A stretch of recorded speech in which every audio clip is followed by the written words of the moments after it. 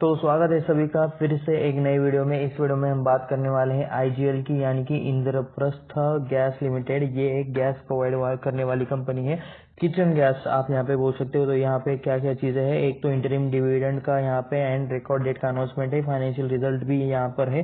And आज 1 नवंबर को इनके मतलब रिजल्ट आए हैं। यहाँ पे डेट थोड़ा सा अभी आपको दिख रहा होगा, November 1, 2023। तो चलिए यहाँ पे बिना टाइम गवाए चीजें चेक कर लेते हैं। तो सबसे पहले रिजल्ट तो हम देखने वाले हैं, तो डिविडेंड देख लेते हैं। यहाँ पे डिक्लेयर इंटरिम डिविडेंड ऑफ 200%, ठीक है, कितना है 4 रुपीज पर, यानी कि 4 रुपीज का आपको यहाँ पे डिविडेंड मिल रहा है फॉर द फेस वैल्यू 2, यानी कि हर एक शेयर के लिए आपको 4 रुपीज का डिविडेंड मिल रहा है। एंड इसके लिए रिकॉर्ड डेट क्या रहेगी, तो ये यहाँ पे होगी 15 नवंबर, यानी कि 15 नवंबर यहाँ पे अभी रिकॉर्ड डेट देखने को मिलेगी आपको इस डिविडेंड के लिए 15 नवंबर 2023।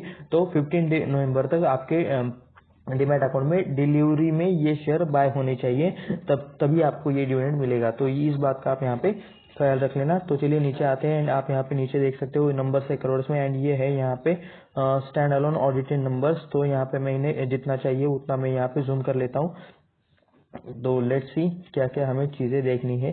सबसे पहले टोटल इनकम यहाँ पे आप देख सकते हो 3956 करोड़ का यहाँ पे रेवेन्यू है अभी का सितंबर क्वार्टर का, जो कि लास्ट टाइम था 3800। थोड़ी सी यहाँ पे इंक्रीज देख सकते हो, यानी कि थोड़ा सा यहाँ पे सेल्स में इंक्रीज हुआ है। एंड उसके बाद लास्ट टाइम का सेल था 4032 करोड़ का। एंड यहाँ पे है गिरावट 50 करोड़ की ही, यहाँ पे मतलब 50 नहीं 60 70 80 करोड़ की आपको यहाँ पे गिरावट देखने को मिल रही है। तो अप्रोक्स ये भी हम कह सकते हैं कि ज्यादा कुछ फर्क नहीं है, 38 39 40, ठीक है, यानी कि एक ही रेंज में यहाँ पे ये नंबर्स घूम रहे हैं, 39 38 40 38 39 40। सेल्स में ज्यादा कुछ यहाँ पे एक साल में ग्रोथ नहीं हुआ है, उसी रेंज में कॉन्स्टेंटली थोड़ा बहुत ही घूम रहा है। तो चलिए ऑपरेटिंग प्रॉफिट देख लेते हैं कि क्या इन्होंने कुछ खर्चों में यहाँ पे कंट्रोल किया है, खर्चों में कुछ एडजस्टमेंट किया है। 3956 में से 3270 करोड़ का खर्चा निकलने के बाद यहाँ पे बचते हैं 686 करोड़, जो कि लास्ट क्वार्टर में बचे थे 586 करोड़ एंड उसके भी पहले क्वार्टर में बचे थे 543 करोड़। तो यहाँ पे आप देख सकते हो खर्चा कंपनी ने कंट्रोल किया है। लास्ट टाइम के ऑपरेटिंग प्रॉफिट से अभी वाला ऑपरेटिंग प्रॉफिट ज्यादा है, लास्ट जून क्वार्टर के ऑपरेटिंग प्रॉफिट से अभी वाला ऑपरेटिंग प्रॉफिट ज्यादा है।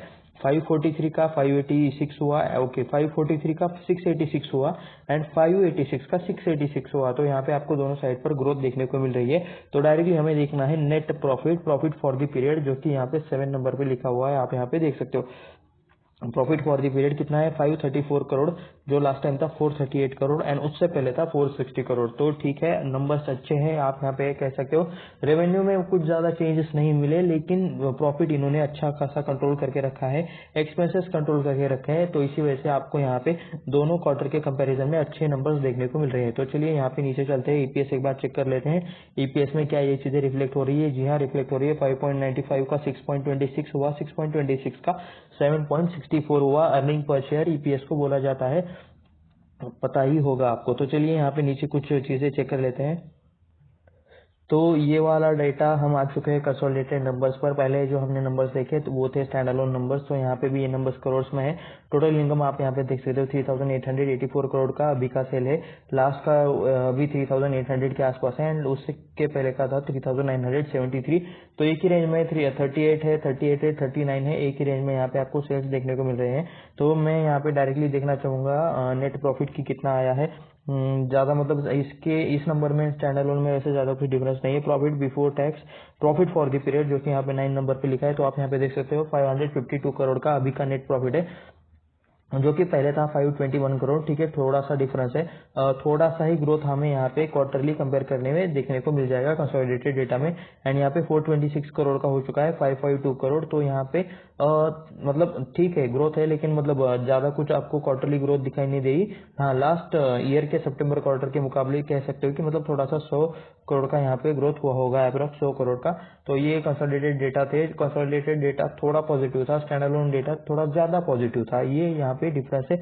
6.10 का ईपीएस हो गया 7.46 का एंड 7.46 का ईपीएस हो गया 7.90 का, आप यहाँ पे ये चेक कर सकते हो।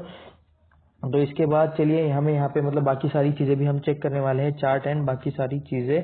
तो आई डोंट थिंक कि मतलब इस पीडीएफ के अंदर यहाँ पे कुछ और चीजें यहाँ पे होगी। ओके, सेल्स वॉल्यूम है यहाँ पे, तो देख सकते हो यहाँ पे क्या क्या ये लोग सेल करते हैं। सीएनजी है, पीएनजी डोमेस्टिक है, पीएनजी इंडस्ट्रियल प्लस कमर्शियल है, नेचुरल गैस है एंड पीएनजी टोटल। तो ये सारी चीज़ों में ये लोग डील करते हैं। तो चलिए हम देखने वाले हैं अभी चार्ट्स।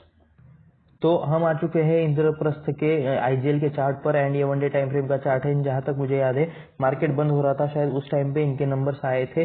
तो आप यहाँ पे देख सकते हो 381 का है यहाँ पे। वैसे तो मतलब ये स्टॉक फ्लैट में ही ये क्लोज हुआ है, -0.31% की यहाँ पे गिरावट है, जो कि मतलब नील आप यहाँ पे समझ सकते हो, ज्यादा कुछ ये बड़ी ये गिरावट नहीं है। लेकिन यहाँ पे जो वॉल्यूम है, ठीक है, लास्ट टाइम मतलब 4 दिनों पहले जो स्टॉक गिरा था तो उसका वॉल्यूम, उस कैंडल का वॉल्यूम भी आप यहाँ पे देख सकते हो, एंड वो गिरावट वाली कैंडल भी आप यहाँ पे देख सकते हो। तो वहाँ पे मतलब कुछ न्यूज आई थी कि मतलब दिल्ली में कुछ पोल्यूशन रिलेटेड चीजें हो रही थी, तो उसकी वजह से कुछ न्यूज आया था, तो इस वजह से शायद इसमें गिरावट आपको देखने को मिली थी। एंड ये 381 का आप यहाँ पे देख सकते हो। यहाँ पे मतलब एक ही रेंज में शायद ये स्टॉक ट्रेड कर रहा है। इसे हम डायरेक्टली अभी मैं थोड़ा सा इसे जूम आउट करके थोड़ा सा लॉन्ग टर्म वाला इसका विजन देखते हैं 1 डे के टाइम फ्रेम पर यहाँ पे ये क्या कर रहा है। तो एक ही रेंज में कॉन्स्टेंटली एक आपको दिखाई दे रहा है। थोड़ा सा और जूम आउट कर लेते हैं, एंड देख सकते हो कि मतलब कॉन्स्टेंटली एक ही रेंज में ये घूम रहा है। एंड स्पेशली मतलब ये इसने थोड़ा सा टॉप पर जाने की कोशिश की थी, एंड वहां से मतलब ये कॉन्स्टेंटली गिरता हुआ नीचे आपको दिखाई दे रहा है। स्पेशली ये वाली गिरावट है, ये लास्ट मतलब एक 10 दिनों की है, ठीक है। 10 दिनों में यहाँ पे स्टॉक 500 के आसपास से 381 के आसपास आ चुका है। तो आप यहाँ पे ऐसा बोल सकते हो, यहाँ पे एक सपोर्ट जैसा कुछ दिख रहा है। तो हो सकता है कि यहाँ पे मतलब सपोर्ट ले ले या फिर नहीं ले ले, तो कुछ भी है, मतलब बोल नहीं सकते चार्ट्स का। ये बहुत ज्यादा एक ही रेंज में अभी के लिए, तो ये एक ही रेंज में ये स्टॉक घूमते हुए आपको दिखाई दे रहा है। तो इसके बाद हम यहाँ पे 1 महीने का टाइम फ्रेम देखने वाले हैं। बाय द वे ये किसी भी तरह का रिकमेंडेशन नहीं है कि बाय करो, सेल करो, कुछ भी करो, कुछ भी मत करो एक्चुअली आप। एंड आपके फाइनेंशियल एडवाइजर से राय ले लो, या फिर खुद से रिसर्च करो, खुद से स्टडी करो, एंड उसके बाद ही आपको जो डिसीजन लेना है लो। ये वीडियो सिर्फ रिसर्च एंड एजुकेशनल पर्पज के लिए है। इसमें हम सिर्फ ढेर सारा डेटा देखने वाले हैं कि मतलब कहाँ पे क्या चल रहा है, स्टॉक में क्या चल रहा है। तो ये सारी चीजें इधर आईजीएल से रिलेटेड हम यहाँ पे चीजें चेक करने वाले हैं। तो 2003 के आसपास से यहाँ पे आपको डेटा देखने को मिलेगा। उस टाइम पे स्टॉक का प्राइस आई थिंक 100 से भी कम था, 60-50 के आसपास यहाँ पे ट्रेड करता होगा। एंड वहां से मतलब ये स्टॉक यहाँ पे आप देख सकते हो अच्छी यहाँ पे ग्रोथ देखने को मिली है, जो कि 2018 तक थी। उसके बाद 2018 में थोड़ा सा ये स्टॉक नीचे आया है। 2020 की गिरावट शायद ये है अप्रोक्सीमेटली।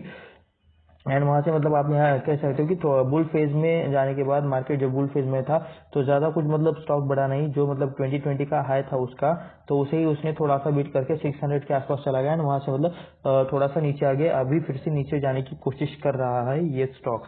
तो एक डिस्क्लेमर तो मैंने दे ही दिया है कि ये वीडियो सिर्फ रिसर्च एंड एजुकेशन पर्पज के लिए है, खुद का डिसीजन खुद ले। इसमें हम सिर्फ डेटा देखने वाले हैं, ढेर सारा डेटा। तो हम आ चुके हैं यहाँ पे स्क्रीनर पर यहाँ पे सबसे पहले बिजनेस देख लेते हैं। बाय द वे इसकी वेबसाइट पर भी हम विजिट करके इसका बिजनेस देखने वाले हैं कि ये लोग क्या क्या प्रोवाइड करते हैं। तो 1998 में ये कंपनी बनी थी, जिसे कि आईजीएल कहते हैं, Indraprastha gas limited. Business of city gas distribution, ये मेन काम है इनका कि मतलब सिटी में गैस डिस्ट्रीब्यूट करना घर घर में।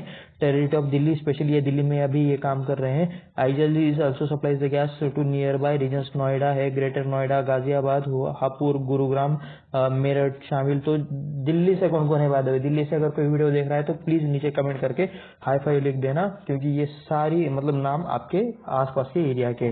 तो कानपुर है, मुजफ्फरनगर है, शायद ये कर्नल है, एंड रेवाड़ी ऐसा कुछ है, हमीरपुर है, फतेहपुर है, अजमेर तो मतलब ठीक है, पाली है, एंड राजसमंड, ऐसा यहाँ पे राजस मंडी शायद उसे कहा जाता है। तो ऐसे यहाँ पे मतलब ये सारे के सारे दिल्ली के आसपास के एरिया है। तो प्लीज अगर कोई दिल्ली से है तो नीचे कमेंट कर देना। उसके बाद आप यहाँ पे देख सकते हो हमारे कैपिटल है, हमारे इंडिया की कैपिटल है भाई दिल्ली। तो JV promoted by GAIL Limited and Bharat Petroleum Corporation. IGL is formed as JV promoted by GAIL. Okay, GAIL है इनके पीछे, बीपीसीएल है। Government of NCT of Delhi is holding 5% equity. तो ये हम देखने ही वाले हैं कि शेयर होल्डिंग में यहाँ पे कौन कौन बैठा है। तो हो सकता है कि यहाँ पे हमें बीपीएसएल का नाम देखने को मिले, या फिर गेल का नाम देखने को मिले। तो मार्केट कैप यहाँ पे देख सकते हो 26,649 करोड़ का मार्केट कैप है, यानी कि मिड कैप के। जस्ट वेट गाइस, ओके, हाँ। तो ये कंपनी मिड कैप है, एंड यहाँ पे करंट प्राइस देख सकते हो 381 है। रिसेंट का हाई है 516 का, लास्ट रिसेंट का लो है 376 का। फेस वैल्यू 2 का चल रहा है। आरओई 20% है, आरओसी 26.7% है। स्टॉक का पी चल रहा है 16.8 का, बुक वैल्यू है 115 का, डिविडेंड यील्ड है 3.41% का। तो चलिए नीचे चलते हैं। चार्ट हम ऑलरेडी देख चुके हैं। पी रेशो का चार्ट हमें थोड़ा सा देखने में इंटरेस्ट है। पी पहले ऑल टाइम हाई का पी कितना था, ये 3940 के आसपास, 42 के आसपास ऑल टाइम हाई का पी आप यहाँ पे देख सकते हो। उसके बाद पी अच्छा खासा नीचे आया है एंड अभी ये 18.3 एंड अभी तो ये 16.9 पर ट्रेड कर रहा है पी। तो पी का लॉजिक क्या रहता है, तो नीचे जिस किसी को भी बताया पी कैसे कैलकुलेट करते हैं नीचे कमेंट करके जरूर बताना। और कौन से यहाँ पे एक भी पॉइंट क्यों नहीं है, ऐसा कैसे हो सकता है कि कोई कंपनी और किसी उसका बताओ कि ठीक है ये तो मशीन जनरेटेड रहते हैं, कौन सा अगर कुछ रहेगा तो मैं आपको नीचे मतलब बता दूंगा। यहाँ पे प्रोस के पॉइंट्स हम देख लेते हैं क्या कुछ इंपॉर्टेंट है। कंपनी ने डेब रिड्यूस किया है, कंपनी ऑलमोस्ट डेब फ्री है, ठीक है, डिविडेंड देती है, ठीक है, गुड क्वार्टर रिजल्ट आ सकते हैं, तो रिजल्ट आए हैं लेकिन उतने भी ज्यादा गुड नहीं है एंड डिविडेंड पे आउट देते हैं, तो ठीक है, मतलब इतना भी ज्यादा कुछ बड़ा इंपॉर्टेंट पॉइंट नहीं था इसमें। तो पीयर कंपैरिजन में यहाँ पे है इंद्रप्रस्थ, वैसे बाय द वे महानगर गैस का भी यहाँ पे नाम है जिसे कि एमजीएल कहा जाता है। इस कंपनी के साथ इसका कंपैरिजन इजी हो सकता है। बाकी गेल मतलब है, ये भी काम करते हैं नेचुरल गैस में, लेकिन कुछ थोड़े थोड़े से अलग अलग इनके मतलब है बिजनेस है। बाकी पेट्रोनेट एलएनजी ठीक है, चलिए कंपैरिजन कर ही लेते हैं। 77,000 का गेल का मार्केट कैप है, उसके बाद 60,000 में अडानी टोटल गैस आता है। इंद्रप्रस्थ का मार्केट कैप है 26,000 का एंड महानगर गैस का मार्केट कैप है 9,914 करोड़ का। ठीक है, तो पी देख सकते हो 8.64 चल रहा है, तो इंद्रप्रस्थ का इसका डबल चल रहा है।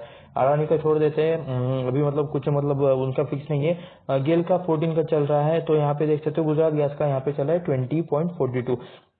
तो अप्रोक्स मतलब इंद्रप्रस्थ आप यहाँ पे बोल सकते हो कि ठीक है, बहुत ज्यादा नहीं है अभी, तो मतलब पी कम हो चुका है इंद्रप्रस्थ गैस का, पहले मतलब 40 के आसपास था, हमने ऊपर चार्ट में ही देखा, तो उस हिसाब से तो ठीक है, मतलब ना बहुत ज्यादा है ना बहुत कम है, आप यहाँ पे ऐसा कह सकते हो।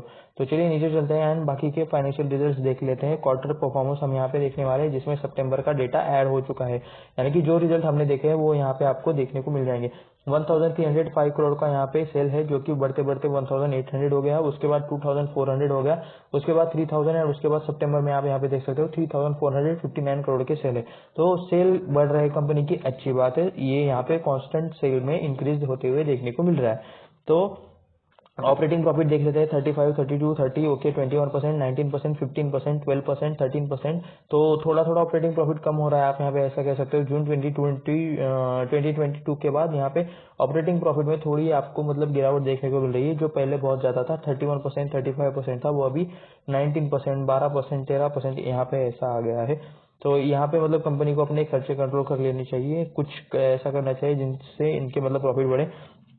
नेट प्रॉफिट देख सकते हो, पहले था 300 करोड़ का प्रॉफिट, उसके बाद 331 करोड़ का हो गया, उसके बाद 400, उसके बाद 421 एंड अभी ये चल रहा है 535 करोड़ का। ठीक है, तो एक ही रेंज में कंपनी मतलब कंपनी ग्रोथ कर रही है लेकिन स्लोली स्लोली कर रही है, आप यहाँ पे ऐसा देख सकते हो। यहाँ पे शायद एवरेज नंबर्स में हमें अच्छा रिजल्ट्स देखने को मिले, क्योंकि क्वार्टरली जो रिजल्ट है वो ठीक ठाक है, ऐसा आप यहाँ पे कह सकते हो। कंपनी बीच बीच में मतलब थोड़ा सा डाउन हो जाती है, लेकिन कांस्टेंट में अगर आप देखो तो अच्छा यहाँ पे मतलब प्रॉफिट वो कंपनी जनरेट कर रही है। तो सेल्स देख सकते हो, सबसे पहले 2500 के सेल्स थे जो कि 2023 में हो चुके हैं 14,146 के, अप्रोक्स 7x कंपनी के सेल्स में ग्रोथ हुई है। तो उसके बाद डायरेक्टली मुझे देखना है नेट प्रॉफिट, 300 के प्रॉफिट से 360, उसके बाद 400 की रेंज, उसके बाद 600, उसके बाद 4 डिजिट में आ गए 1137 करोड़ के प्रॉफिट से यहाँ पे आई है 1445 करोड़ के प्रॉफिट में। तो यहाँ पे आप देख सकते हो 300 से 1400, यानी कि यहाँ पे अप्रोक्स 4x या फिर 5x ग्रोथ हुई है, आप यहाँ पे ऐसा कह सकते हो। तो नेट प्रॉफिट में भी आपको अच्छा खासा यहाँ पे इंक्रीज देखने को मिल रहा है एंड स्पेशली ये वाला परफॉर्मेंस ज्यादा अच्छा लगता है क्वार्टरली परफॉर्मेंस से, इसमें मतलब एवरेज जो कुछ परफॉर्मेंस आ रहा है ये अच्छा है। तो एज कंपेरेटिवली मुझे तो कंपनी अच्छी लग रही है, आपका डिसीजन आप खुद जानो, या फिर आपको मतलब कुछ अगर बैड पॉइंट लग रहा है तो नीचे आप कमेंट करके लिख सकते हो। ये ऐसा नहीं है कि मतलब जो मेरा डिसीजन है वही आपका होना चाहिए। 1089 करोड़ के रिजर्व है जो बढ़कर हो चुका है 7920 करोड़ के एंड बोरिंग्स में देख सकते हो, पहले कर्जा था, उसके बाद ये कर्जा कम कर दिया गया एंड अभी नेट जीरो कर्जा है लॉन्ग टर्म बोरिंग में, शॉर्ट टर्म बोरिंग भी जीरो है, लीज लायबिलिटी थोड़ी बहुत है, उसको भी मतलब कंपनी कम कर रही है। यहाँ पे देख सकते हो 113 से हो गया है ये 84 पे। तो उसके बाद नीचे चलते हैं एंड यहाँ पे हम देखने वाले हैं directly share holding pattern yearly देखेंगे ताकि हमें कम कंफ्यूजन हो। 45% का यहाँ पे प्रमोटर होल्डिंग है जो कि अभी भी 45% है, तो यहाँ पे हम देखने वाले हैं प्रमोटर्स में कौन बैठा है। तो मुझे एक्सपेक्टेड जो नाम है वही हमें देखने को मिले हैं। गेल 50% यहाँ पे लेके बैठा है टोटल प्रमोटर होल्डिंग के 22.50%, भारत पेट्रोलियम कॉर्पोरेशन लिमिटेड यानी कि बीपीसीएल लेके बैठा है 22.50%। तो गेल एंड बीपीसीएल ने मिलकर ये कंपनी बनाई है। तो इन शॉर्ट एक बात समझ लो, ये गवर्नमेंट कंपनी है, इनडायरेक्टली गवर्नमेंट कंपनी है, क्योंकि बीपीसीएल और गेल क्या है, गवर्नमेंट कंपनी है, ये प्रेसिडेंट ऑफ इंडिया के अंडर आता है। तो सिंपल सी बात है, ये गवर्नमेंट कंपनी है। उसके बाद गवर्नमेंट का जो हिस्सा है, आप यहाँ पे ये वाला हिस्सा मैं आपको दिखा देता हूँ, ये गवर्नमेंट का हिस्सा है, जिसमें शायद दिल्ली के गवर्नमेंट का यहाँ पे हिस्सा आता है। तो ये 5% है, तो इसे भी हम ओपन करके देख लेते हैं। तो क्या यहाँ पे मतलब कुछ चीजें आती है। ओके, 5% है एटलीस्ट अभी, तो मतलब कुछ 5.18% का यहाँ पे दिखाई नहीं दे रहा है। अगर कुछ वैसा मतलब आता है डेटा हमें देखने को मिलता है तो ओके, आप यहाँ पे मतलब ये ओपन हो चुका है, मैं दिखा देता हूँ आपको एकदम जल्दी से। Government of city of Delhi, यानी कि दिल्ली गवर्नमेंट के पास है 5%, ये आप देख सकते हो 5.18% का हिस्सा गवर्नमेंट ऑफ दिल्ली के पास है। तो प्रमोटर में हो गए गेल हो गया, भारत पेट्रोलियम हो गया, एंड गवर्नमेंट ऑफ दिल्ली आपको यहाँ पे देखने को मिल रहा है। एफआईआर में देख लेते हैं, 20% के यहाँ पे एफआईआर है। पहले 24% होके हुआ करते थे, 24.75% के, जो अभी हो चुके हैं 20.94%। तो इसमें आप नाम पढ़ सकते हो, वोंटोबेल फंड, सॉरी अगर मैंने गलत प्रोनाउंस किया होगा तो, Pinebridge investment, GF Mauritius limited, Fidelity investment trust, और उसके बाद बीएनपी परिवार फंड्स, मॉर्गन स्टैनली का नाम आपको देखने को मिला है, फिडेलिटी इन्वेस्टमेंट फिर से एक बार, और स्कॉर्डर इंटरनेशनल सेक्शन। तो यहाँ पे मतलब बहुत सारे ऐसे नाम है जो मैंने फर्स्ट टाइम पढ़े हैं, सॉरी अगर मैंने इन्हें गलत प्रोनाउंस किया होगा तो। डीआईएस देख लेते हैं यहाँ पे कौन कौन से म्यूचुअल फंड्स हमें देखने को मिल रहे हैं। ओके, तो सबसे पहले एलआईसी का नाम हमें आ चुका है देखने के लिए। मैं इसे थोड़ा सा ऊपर कर लेता हूँ ताकि हम चेकआउट कर सके। सबसे पहले एलआईसी है, life insurance corporation of India है, फिर से एलआईसी यहाँ पे थिंक फर्स्ट एलआईसी के है, उसके बाद कोटक है, कोटक ब्लू चिप है, कोटक कैपिटल प्रोटेक्शन ओरिएंटेड है, कोटक महिंद्रा है, मिराई एसेट है, एचडीएफसी लाइफ इंश्योरेंस है, सुंदरम म्यूचुअल फंड है, SBI Magnum monthly income plan है, यूटीआई लॉन्ग टर्म है, आदित्य बिरला सन लाइफ है, पीजीआईएम इंडस्ट्री ट्रस्टी है, Birla Sun Life trustee company है, Mirae Asset, Nifty 50 mid cap, Nifty mid cap 150 ETF है, ठीक है। तो उसके बाद निप्पॉन लाइफ का भी आपको यहाँ पे नेम देखने को मिलेगा, डीएसपी इक्विटी का भी आपको नेम देखने को मिलेगा। तो ये है कुछ हमारे इंडियन म्यूचुअल फंड्स जो यहाँ पे पैसा कम ज्यादा करते रहते हैं। बाय द वे डीआई की हिस्सेदारी कितनी है, 14.25% की पहले थी, जो अभी हो चुके हैं बढ़कर 21.06%, यानी कि डीआई ने यहाँ पे हिस्सा बढ़ाया है। तो अभी हम देखने वाले हैं कि कितने टाइम में कितने रिटर्न दिए हैं इंद्रप्रस्थ गैस ने। तो यहाँ पे आज यहाँ पे मतलब स्टॉक फ्लैट पर दिख रहा है। शायद लास्ट मोमेंट पे रिजल्ट आने के बाद यहाँ पे थोड़ी सी तेजी आपको यहाँ पे देखने को मिल रही है। मतलब स्टॉक और थोड़ा सा मतलब ज्यादा गिरा हुआ था, लेकिन जब ये रिजल्ट आए तो रिजल्ट आने के बाद जहाँ तक मुझे याद है मार्केट जब क्लोज हो रहा था उसी टाइम इसके रिजल्ट आए थे, एंड रिजल्ट आने के बाद यहाँ पे एक स्पाइक देखने को मिला है, यानी कि मार्केट को शायद रिजल्ट अच्छे लगे हैं। अभी पूरी तेजी मतलब ज्यादा टाइम नहीं मिला इन्हें, क्योंकि मार्केट डायरेक्टली क्लोज हो गया थोड़े टाइम में। तो कल यहाँ पे हम प्रॉपर रिएक्शन देख सकते हैं। वैसे नंबर्स मुझे अच्छे लग रहे हैं पर्सनली, आपका डिसीजन कुछ भी अलग हो सकता है। तो वन डे टाइम फ्रेम का हमने परफॉर्मेंस देख लिया है। मैक्स आप यहाँ पे देख सकते हो कि कितने टाइम का यहाँ पे रिटर्न है, 1495% का यहाँ पे रिटर्न है। 2006 में ये कंपनी यहाँ पे 2006 से डेटा देखने को मिल रहा है। लॉन्ग टर्म में चार्ट हम ऑलरेडी देख चुके हैं। तो 1495% के ऑल टाइम के रिटर्न है। तो प्लीज नीचे कमेंट करके कोई पता है कि अगर मैंने उस टाइम पे यहाँ पे 10,000 रुपए लगाए होते 2006 में, तो 1495% के रिटर्न से ये अमाउंट कितना होता। तो देखते हैं आप में से कितने लोग ये कैलकुलेट कर पाते हैं। नीचे चलते हैं, यहाँ पे 5 सालों का हम देखते हैं तो कितने परसेंट के रिटर्न हमें देखने को मिले, 35% के रिटर्न हमें देखने को मिल रहे हैं। उसके बाद एक साल में ये कितना है, -9.73% है। इस ईयर के स्टार्टिंग से ये कितना है डेटा, 9% के अप्रोक्सीमेट। 6 महीने में ये डेटा क्या कहता है, तो -22% है। एक महीने में है ये -17%, एंड 5 दिनों में यहाँ पे डेटा दिखा रहा है -2.86%। आज का डेटा तो हम देख ही चुके हैं, स्टॉक ज्यादा गिरा हुआ था, लेकिन रिजल्ट आने के बाद स्टॉक में थोड़ी सी तेजी देखने को मिली है। तेजी पूरी दिखेगी, इससे पहले ही मार्केट बंद हो गया। तो चलिए देखते हैं बाकी की चीजें। तो हम आ चुके हैं इनके वेबसाइट पर, गवर्नमेंट वेबसाइट है, गवर्नमेंट करल की वेबसाइट है, आप यहाँ पे ऐसा कह सकते हो। उसके बाद आवर विजन आवर मिशन, तो क्लीन एनर्जी सॉल्यूशन प्रोवाइड करना चाहते हैं इंडिया को, इंडियन कस्टमर्स को। पाइप्ड नेचुरल गैस पीएनजी, जो कि मतलब किचन में हमें प्रोवाइड किया जाता है। पहले जो मतलब बीपीएसएल के सिलेंडर आते थे तो वहाँ पे डायरेक्ट कॉम्प्रेस्ड नेचुरल गैस को भेजा जाएगा एक पाइपलाइन के जरिए, जहाँ अभी आप देख सकते हो जितने भी मतलब बड़े बड़े प्रोजेक्ट बन रहे हैं, अपार्टमेंट को, फ्लैट्स को, तो उसमें मतलब डायरेक्टली पाइपलाइन के लिए वहाँ पे मतलब ऑलरेडी प्रोविजन दिया रहता है कि नेचुरल गैस की पाइपलाइन के लिए वहाँ पे कुछ होना चाहिए, तो इसलिए यहाँ पे प्रोविजन दिया रहता है। ओके, मैं यहाँ पे ये आप देख सकते हो कि कमर्शियल एंड इंडस्ट्रियल यूजेस में भी ये लोग काम करते हैं, गैस को ये कमर्शियल एंड इंडस्ट्रियल यूज के लिए भी देते हैं। उसके बाद चलिए नीचे चलते हैं थोड़ा सा, एंड अबाउट अस में आप यहाँ पे देख सकते हो कि क्या लिखा हुआ है। आईजीएल के बाद में ये आपने मतलब कितने लोगों ने ऐसे सीएनजी के पेट्रोल पंप देखे, पेट्रोल पंप नहीं बोल सकते, सीएनजी पंप यहाँ पे कितने लोगों ने ऐसे देखे हैं, इंद्रप्रस्थ गैस लिमिटेड का ये ग्रीन वाला पूरा लेटेस्ट प्रेजेंटेशन इन्वेस्टमेंट। ओके, तो फीडबैक तो चलिए छोड़ देते हैं। पंप सीएनजी स्टेशन लोकेटर में आप यहाँ पे देख सकते हो कि सीएनजी के आपके आसपास कौन सा है, न्यू अपडेट है, हाईलाइट है। नंबर ऑफ सीएनजी स्टेशन आप यहाँ पे देख सकते हो कि यहाँ पे इन्होंने 795 सीएनजी स्टेशन लगाकर रखे हुए हैं अब तक। एंड इनकी मतलब कंप्रेशन कैपेसिटी इतनी है 97.46 लाख केजी पर डे की। नंबर ऑफ डोमेस्टिक कस्टमर्स इतने हैं 24,25,587। नंबर ऑफ कमर्शियल कस्टमर्स 5,318 है। नंबर ऑफ इंडस्ट्रियल कस्टमर्स है 4,166। तो यहाँ पे देख सकते हो कहाँ कहाँ पर काम करते हैं, दिल्ली, नोएडा, ग्रेटर नोएडा, गाजियाबाद, तो वही नाम है जो हमने थोड़ी देर पहले पढ़े थे। इसको मैं थोड़ा सा नीचे ले लेता हूँ। नंबर ऑफ स्टील, ऐसा यहाँ पे कुछ और नंबर्स दिए हैं। जिस किसी को भी मतलब इस बिजनेस से रिलेटेड ज़्यादा नॉलेज हो, आप वो नीचे कमेंट करके हमें और ज़्यादा नॉलेज बता सकते हो, कुछ और चीज़ें आप एक्स्ट्रा बता सकते हो। तो चलिए यहाँ पे एक और चीज़ मैं यहाँ पे चेक करना चाहूँगा, ये है आवर बिजनेस। ओके, सही है, यही चीज़ हमें देखनी थी। तो यहाँ पे मैं मार्कर कर लेता हूँ ऑन। एंड यहाँ पे आप देख सकते हो कि ये लोग कहाँ कहाँ बिजनेस करते हैं।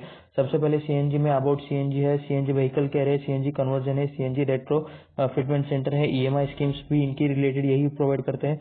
Peso approved hydro testing agency, CNG FAQ, मतलब कुछ यहाँ पे मतलब चीज़ें रहेंगी जो कि मतलब इन्होंने क्वेश्चन आंसर्स में दिएंगे। प्राइस है, तो ये पीएनजी रिलेटेड, ठीक है। सीएनजी तो कमर्शियल हो गया, मतलब व्हीकल वाला हो गया। पीएनजी यानी कि डोमेस्टिक गैस जो कि यूज किया जाता है घर में, तो यहाँ पे पीएनजी रिलेटेड सारी चीजें हैं। पीएनजी कमर्शियल जो कि शायद होटल्स में यूज होता होगा या फिर इंडस्ट्री में यूज होता होगा। पीएनजी इंडस्ट्रियल सेपरेट है, तो यहाँ पे मतलब पीएनजी कमर्शियल शायद होटल्स में यूज होता होगा। आपको मतलब इस रिलेटेड कुछ आइडिया है तो नीचे आप कमेंट करके लिख सकते हो। तो सीएनजी पीएनजी में ये लोग मेन काम करते हैं, नेचुरल गैस में मेन काम करते हैं, ये चीज आप यहाँ पे देख सकते हो। तो ये था आईजीएल के बारे में एक थोड़ा सा डिटेल वाला छोटा सा वीडियो। तो इसमें हमने देखा chart, quarter result, financial quarter comparison and ढेर सारी चीजें। वैसे वेबसाइट भी हमने चेक की। तो ऐसे ही और डिटेल वीडियोस देखने के लिए हमारे चैनल को सब्सक्राइब करें, वीडियो को लाइक करें, अपने दोस्तों के साथ भी शेयर करें। ये किसी भी तरह का रिकमेंडेशन नहीं है, इसमें हम सिर्फ डेटा देखने वाले हैं, हमने डेटा ही देखा। जो कुछ भी करना है आप आपकी खुद के समझदारी से करें, फाइनेंशियल एडवाइजरी की राय लेकर करें। हम उसके लिए रिस्पॉन्सिबल नहीं रहेंगे। अगर आप इसमें कुछ भी करते हो, स्टॉक में सेल बाय कुछ भी करते हो, हम किसी भी तरह का रिकमेंडेशन नहीं देते। ये वीडियो सिर्फ रिसर्च एंड एजुकेशनल पर्पज के लिए है। एंड इसके बाद एक और चीज, नीचे डिस्क्रिप्शन में एक लिंक है डीमैट अकाउंट की, वहाँ पे जाकर अगर आप मतलब डीमैट अकाउंट ओपन करते हो तो मिनिमम ब्रोकरेज अमाउंट लगेगा आपको ट्रेडिंग एंड इन्वेस्टमेंट पर। तो अगर आपको या फिर आपके फैमिली में से किसी को डीमैट अकाउंट ओपन करना है तो नीचे आप जाकर वो ओपन कर सकते हो। तो इसी वीडियो में बस इतना ही, मिलते हैं नेक्स्ट वीडियो में। धन्यवाद।